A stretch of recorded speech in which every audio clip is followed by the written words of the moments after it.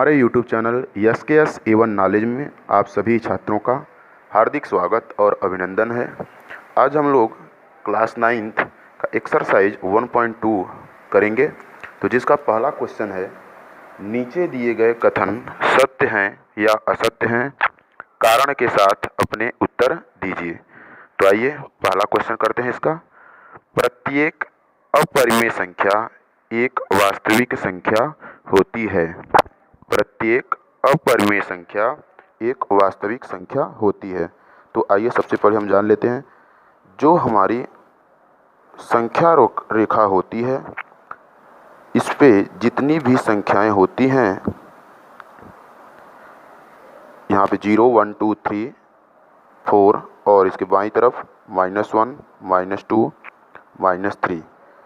तो जो प्रत्येक अपरिमेय संख्या, तो जो हमारी वास्तविक संख्याएं होती हैं, वास्तविक संख्याएं वो परिमेय, अपरिमेय तथा संख्या रेखा पे दर्शाई गई सभी संख्याएं वास्तविक संख्या होती है। तो जो अपरिमेय संख्या होती है वो वास्तविक संख्या होती है, क्योंकि वास्तविक संख्या, अपरिमेय, परिमेय और जो संख्या संख्या रेखा पर दर्शाई जाती है वो सभी संख्याएं वास्तविक संख्याएं होती हैं। इसका मतलब ये जो हमारा क्वेश्चन है ये सत्य है, सही है। ठीक है। अब हम बात करेंगे क्वेश्चन नंबर 2 की। क्वेश्चन नंबर 2 है, संख्या रेखा का प्रत्येक बिंदु, जो ये संख्या रेखा है इसका प्रत्येक बिंदु, संख्या रेखा का प्रत्येक बिंदु करड़ी में यम के रूप का होता है, जहाँ यम एक प्राकृतिक संख्या है। तो ये हमारा असत्य है। क्यों? आइए देखते हैं। जो हमारा संख्या रेखा है इस पे हमारी धनात्मक, ऋणात्मक संख्याएं हैं, लेकिन यहाँ पे करड़ी में यम, यहाँ पे बोला है कि जहाँ पे यम एक प्राकृतिक संख्या है और प्राकृतिक संख्या कभी ऋणात्मक नहीं होती हैं। ठीक है।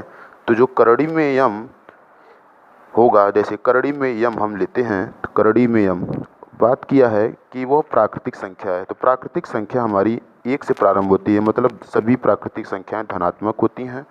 तो वो तो करड़ी में यम के रूप का हो सकता है, लेकिन क्वेश्चन में बोला है कि प्रत्येक बिंदु, संख्या रेखा का प्रत्येक बिंदु करड़ी में यम के रूप का होता है। तो संख्या रेखा में ऋणात्मक संख्याएं भी आती हैं, अतः यह हमारा करड़ी में यम के रूप का नहीं होगा, मतलब यह हमारा असत्य है। ठीक है, असत्य है। अब चलते हैं इसका क्वेश्चन नंबर 3 देखेंगे। प्रत्येक वास्तविक संख्या एक अपरिमेय संख्या होती है। अब हमने आपको बताया था जो हमारा वास्तविक संख्या होता है, वास्तविक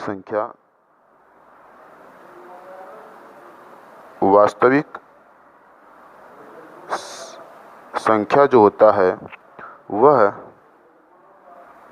परिमेय, मतलब रेशनल नंबर, और अपरिमेय, जो हमारी वास्तविक संख्या होती है वो परिमेय, अपरिमेय तथा 0 और जो भी संख्या हम संख्या रेखा पे दर्शा सकते हैं वह वास्तविक संख्या कहलाती है। तो यहाँ पे एक क्वेश्चन ये है कि प्रत्येक वास्तविक संख्या अपरिमेय संख्या होती है। ये असत्य है। क्यों? क्योंकि वास्तविक संख्या के अंदर अपरिमेय संख्या भी आती है। ठीक है। तो इसका मतलब ये हमारा असत्य है, असत्य है। ठीक है। अब हम बात करेंगे क्वेश्चन नंबर 2 की। क्वेश्चन नंबर 2 हमारा क्या है, इसको ध्यान से हम देखेंगे। क्वेश्चन नंबर 2 है, क्या सभी धनात्मक पूर्णांकों के वर्गमूल, सभी धनात्मक पूर्णांकों के वर्गमूल, तो पूर्णांक हमारे धनात्मक संख्या, ऋणात्मक संख्या और 0 का जो समूह होता है वो पूर्णांक कहलाते हैं। लेकिन यहाँ पे बात किया है धनात्मक पूर्णांक। धनात्मक पूर्णांक मतलब यहाँ हमें केवल धनात्मक संख्याओं को ही लेना है, के वर्गमूल अपरिमेय होते हैं। धनात्मक पूर्णांकों के वर्गमूल अपरिमेय होते हैं। यदि नहीं तो एक ऐसी संख्या के वर्गमूल का उदाहरण दीजिए जो एक परिमेय संख्या है। तो क्या सभी धनात्मक पूर्णांकों के वर्गमूल अपरिमेय होते हैं? तो सबसे पहले इसका उत्तर हो जाएगा नहीं। नहीं, ठीक है, सभी धनात्मक पूर्णांकों के वर्गमूल अपरिमेय नहीं होते हैं। ठीक है, यदि नहीं तो एक ऐसी संख्या का उदाहरण दीजिए जिसका वर्गमूल परिमेय संख्या है। तो जो हमारी धनात्मक पूर्णांक होते हैं वो 1 2 0 1 2 3 4 सभी के सभी क्या हैं? धनात्मक हैं। तो यहाँ पे आइए हम देख लेते हैं। जैसे हम करड़ी में 4 ले लेते हैं, ये भी क्या है? एक पूर्णांक है, धनात्मक पूर्णांक है। तो इसका जो वर्गमूल होगा 4 का, वो 4 का वर्गमूल 2 होता है और 2 को हम बटे में 1 लिख सकते हैं। तो ये 2 बटे 1 मतलब p बटे q के रूप में आ गया, और p बटे q के रूप में आ गया, इसका मतलब यह एक परिमेय संख्या है। तो इसका बोला था उदाहरण देने के लिए, तो इसका हमने एक उदाहरण दे दिया, और ये 2 बटे 1 हो गया। करड़ी में 4 का वर्गमूल 2 बटे 1। इस प्रकार से यह एक परिमेय संख्या है। ठीक है, तो आप आगे भी एग्जाम्पल दे सकते हैं, जैसे करड़ी में 9, तो ये हो जाए हमारा इसका वर्गमूल 3। इसके भी नीचे बटे में हम 1 लिख सकते हैं, ये भी p बटे q के रूप में।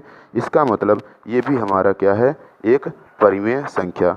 तो हमारा जो क्वेश्चन था, क्या सभी धनात्मक पूर्णांकों के वर्गमूल अपरिमेय होते हैं? तो ये नहीं, और ये इसका एग्जाम्पल। तो हम आशा करते हैं कि आपको यह क्वेश्चन अच्छे से समझ में आया होगा। तो चैनल को सब्सक्राइब, लाइक और शेयर ज़रूर करें, और बेल आइकन का बटन ज़रूर दबाएं, जिससे कि हमारी आने वाली सभी वीडियो आप तक पहुंचती रहें। Thank you.